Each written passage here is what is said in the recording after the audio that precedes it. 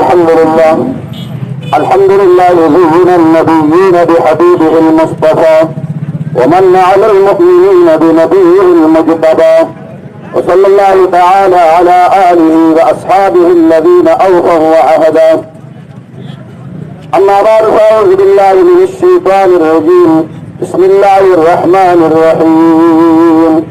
النبي أولى بالمؤمنين من أنفسهم. وقال رسول الله صلى الله تعالى عليه وسلم أنا خاتم النبيين وأنتم آخر الأمم، أو كما قال رسول الله صلى الله عليه وسلم. بشر الدول. اللهم صل على سيدنا مولانا محمد وعلى سيدنا مولانا محمد كما صليت على إبراهيم وعلى آل إبراهيم إنك حميد مجيد. قرابي قدر حضرات علماء إكرام، طلباء عزام، او د لیکنی او د علاقې د ګرد و نواح په دین باندې مینو، په اسلام باندې مینو، الله تعالی دې زمونږ او ستاسو دلته را راټولېدل په خپل عالي دربار کې او د جناب محمد رسول الله د مینې او د محبت سبب وګرځي. محترم عزیزانو، کوم مجلس کې چې زما ستاسو حاضري ده، په کوم بیسک او په کوم بنیاد باندې ما تاسو دلته راغلي یو، هغه بیسک او بنیاد د پاکستان د آئین 295C دلاندې الحمدلله حضرات علماء کرامو په مینه او محبت باندې د حضرات علماء کرامو په گزارشاتو باندې د هغوی په احکامو باندې الحمدلله ما تاسو راووتي یو د پاکستان د آئین د دفاع لپاره، د پاکستان د آئین د حکم د لاګو کولو لپاره چې هغه آئین لاګو کول د حکم داسې شی د پاکستان په آئین کې دا خبره چې کوم دی لیکلی شوې ده چې د پیغمبر علیه السلام ګستاخ سزا دا ده چې د هغه تنې نه به سره د هغه به د تنې نه سره دا د پاکستان آئین دی، دا د پاکستان د آئین خبره ده. مونږ چې ټول راووتي یو قانون خپل لاس کې نه اخلو. دا عام کافر نه دی چې د هندو په شان دی، دا عام کافر نه چې د عیسوي په شان دی، دا عام کافر نه چې دا د یهودي په شان دی. جناب محمد رسول الله صلی الله علیه وسلم مکه مکرمه چې فتح شوله، جناب رسول الله صلی الله علیه وسلم ارشادات وفرمایل، امن یې ورکړو مکې مکرمې والا ته، کورونه یې د امن ځای وګرځو، خانقاهۍ د امن ځای وګرځوله. جناب رسول الله صلی الله علیه وسلم ته وفرمایل شو ابن خطل سره ځي، ابن خطل جناب رسول الله صلی الله علیه وسلم وفرمایل ابن خطل قتل کوي، ابن خطل مړ کوي. ورته وفرمایل الله حبیبه ابن خطل خانه کعبه کې غلاف د خانه کعبې نه ځان نه ګیر چاپېره تاو کړی دی، د خانه کعبې په غلاف کې دننه ځان پټ کړی دی. جناب رسول الله صلی الله علیه وسلم ارشاد ګرامي واوره، خانه کعبه حرم واوره، په حرم کې چې زمری راشي نو په حرم کې زمری هم دننه هغه چې کوم دی چیر پار نه کوي، په حرم کې دننه تاسو هم کتنې کوي، مونږ هم کتنې کوي. په هوا کې چې کوم مارغان ګرځي د حرم دومره احترام کوي چې په هوا کې به هغه چیر پار نه کوي. د حرم احترام دا دی چې په حرم کې به دننه ونه نه کټ کوي، په حرم کې دننه هغه ځناور په یو بل باندې حمله ور کېږي هم نه. دا د حرم احترام دی. خو د پیغمبر علیه السلام ته ګستاخ دپاره په حرم کې حکم د محمد رسول الله سره دوام جهان سردار جناب رسول الله صلی الله علیه وسلم وفرمایل ابن خطل د خانه کعبې په خلاف کې دننه قتل کوي. ولې ابن خطل هغه چې د پیغمبر علیه السلام هجر یې کوله، ابن خطل هغه چې د پیغمبر علیه السلام ګستاخي کوله. جناب محمد رسول الله صلی الله علیه وسلم د ابن خطل قتل هغه د خانه کعبې په خلاف کې دننه هم جایز او روا وګڼو. یعنې خانه کعبې د حرم څومره احترام دی، خو چې د پیغمبر ګستاخ دی نو د پیغمبر ګستاخ د خانه کعبې په خلاف کې هم معاف نه دی. تخت و ختم نبوت بیاض الکریم سے عرض محترم عزیز استاسو مخې ته راکړ چې د پیغمبر علیه السلام ته ګستاخ قتل په حرم کې معاف نه دی. عدالت څه ته ویلی شي چې په حرم کې معاف نه دی؟ ستا چې کوم دی د عدالت فیصله بیا څه ده؟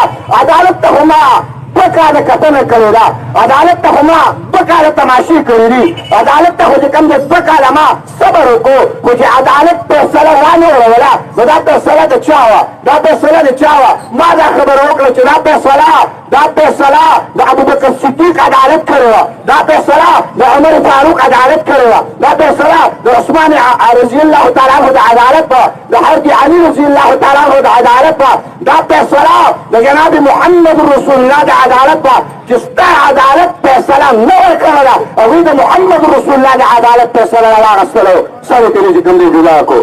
دا د محمد رسول الله د عدالت فیصله وه. ولې غازي علم الدین شهید ته عدالت کې دا وویلی شو چې غازي علم الدین شهید ته ګورو او دلته کتنه کوو د غازي علم الدین شهید کتاب د راجپال وکتو، په هغې کې چې کوم دی د پیغمبر علیه السلام ګستاخي کړې وه، په کتاب کتلو باندې د غازي علم الدین شهید د راجپال هغه چې کوم دی سینه کې خپله چاړه ورکړله، دلته چې کوم دی خالد فیصل د جناب محمد رسول الله ګستاخ د هغه ویډیو وکتله، د هغه نه سر جدا کړو. غازي علم الدین شهید ته چې کله په عدالت کې ویلی شو چې تا توهین عدالت وکړو، هغه ورته وایي ما توهین عدالت نه دی کړی، زه توهین رسالت کړی، چې ته توهین عدالت نه برداشت کړې، زه غازي علم الدین توهین رسالت نه برداشت کوم انشاءالله.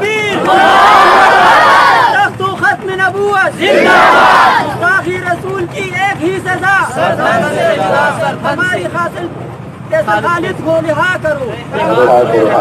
عرض مې دا کوم محترمه عزیزات د پاکستان د قانون د لاندې راووتي، د پاکستان د آیین په دفاع کې راووتي، د پاکستان د آیین نه اخوا قدم نه اخلو. موږ وایو د پاکستان آیین دفاع راولي، په ملک کې راولي، په وطن کې راولي. دا راتګ زما ستا هم د دقې دپاره دی چې هغه غازي علم الدین شهید رحمه الله چې هغه ته شهادت ورکړی شو، هغه غازي علم الدین نواب ممتاز قادري ته شهادت ورکړی شو، هغه شهدا چې هغه مونږ وایي ژوندي الحمدلله، هغه ژوندي الحمدلله. خو زه دا وایم چې د ممتاز قادري د شهادت نه بعد د پاکستان سرزمین ښه ورځ نه ده موندلې، د پاکستان وطن ښه ورځ نه ده موندلې. د هغې نه بعد الله قهر او د الله غضب دې طرف ته متوجه دی. ولې چې د جناب رسول الله صلی الله علیه وسلم عاشق، د پیغمبر علیه الصلاة والسلام باندې مینه کوونکی محبت کوونکی، هغه ته زه سزا ورکوم چې د الله محبوب څوک خوښ دی، چې الله ته ګران دی، الله ته نزدېکت لري، نو یو ابولهب کاڼی راواغستو او د عرش نه فیصله راغله تبت یدا ابي لهب وتب، ابو لهب لاس دې هلاک شه. دا زما په حبیب باندې ګزار ولې وکړو، دا زما په محبوب باندې ګزار ولې وکړو. د عرش نه فیصله د هغه د هلاکت راځي، د عرش نه فیصله د هغه د تباهۍ راځي. نو چې تا د پیغمبر علیه الصلاة والسلام عاشق له ګزار ورکړې، سید الانبیاء عاشق ته هغه ته د پانسي واچوله، نو د دې عاشق سره پیغمبر مینه وي، د پیغمبر سره محبت وي. غازي علم الدین شهید رحمه الله چې په کوم سبا باندې د هغه شهادت ته رسېدل کېږي، په شپې باندې سپرډنټ وایي وایي ما په جیل کې چې کوم دی رڼا ولیده، پرک مې ولیدو، وایي چې دا رڼا پرک مې ولیدو، وایي ما چې ویرې ځان ته بل کړی دی. یا څلور وجوهات دي. نو زه ورالم چې کله ورالم ما ومې کتل غازي علم الدین شهید صاحب ناست دی، وایي په پوښتنه مې وکړه چې اور لګېدلی دا رڼا به څه وه؟ وایي جواب کې راته وویل چې نه اور لګېدلی نه رڼا وه. ما چې څه خودي راته ووایه، وایي چې پرېږده دا زما خپله خبره. ما چې نه حالات راته ووایه، راته وویل چې حالات ته ویم سبا د پانسۍ ورځ ده، وایي اوس د دوانو جهانو سردار جناب محمد رسول الله زما خواله راغلی. محبوب علیه الصلاة والسلام سره حضرت علي رضی الله تعالی عنه سپرډنټ ته جیل وایي، وایي حضرت علي رضی الله تعالی عنه راته وویل چې علم الدین ته د مرګ نه وېرېږې، راځه ما له لاس کې لاس راکړه اوس ته د جیل نه وباسم. غازي علم الدین شهید به ته وفرمایل زه د مرګ نه نه وېرېږم، زه د مرګ نه نه وېرېږم. بیا راته د ځان جهان سردار وفرمایل سبا له به تا ته رسۍ اچولی کېږي، سبا له به تا ته شهادت میلاوېږي. غازي علم الدین شهید رحمه الله ته جان جهان سردار فرمایي سبا له چې تا ته کله رسۍ اچولی کېږي ورته ووایه چې زما لاس ستړی نه، او چې کله تا رسۍ د دار اچولی کېږي نو دا رسۍ ښکل کړه او د خپل چې کوم د غاړې ته ور واچوه. دا د محمد رسول الله د مینې رسۍ ده، دا د محمد رسول الله د محبت ګویا رسۍ ده، دا د پیغمبر د وفا رسۍ ده. تکبیر ختم نبوت हमारे फैसल खालिद को, हमारे फैसल खालिद को. और दोनों खबरदार का सबाला चिकन उस्ता शहादत राजी नजाम जहान सरदार तो फरमाए सबाला रोजो निसा ज मोहम्मद रसूलुल्लाह बर इंतजार कुम जना सरबयो जोर जमाते जमा सरबयो यानी मीना और मोहब्बत तबी उशाक उसर व पैगंबर अलैहि सलाम दारे दा वफार उसर इंतखाब मोहम्मद रसूलुल्लाह खालिद फैसलो منتخب करे जनाब मोहम्मद रसूलुल्लाह वस्तगा इंतखाब वाला मोहम्मद रसूलुल्लाह आगा आशिक من پجیل کے پروت دے من پسلاخون کے دنن پروت دے دا پاکستان وطن دا پاکستان سرزمین دا پاکستان عین دا پاکستان عوام دا پاکستان مخلصین دا پاکستان تجار دا پاکستان کے کم دے اگا پا عین باری طوع وکلا اگوی طول دا مطالبہ کری کہ خدا را دا محمد رسول اللہ عاشق حاکا دا سید الانبیاء عاشق حاکا اور اگر چکم کار کرے دے بالکل صحیح کرے دے برابر کرے رے